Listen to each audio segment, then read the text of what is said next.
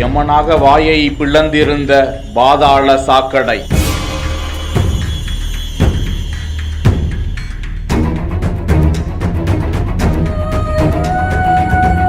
தெரியாமல் உள்ளே விழுந்த 12 வயது சிறுவன்.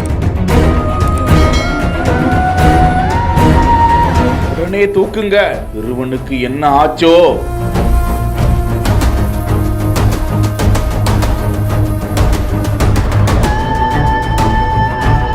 பதறிக்கொண்டு உள்ளே விழுந்த சிறுவனை பார்த்து கொண்டிருந்த மக்கள்.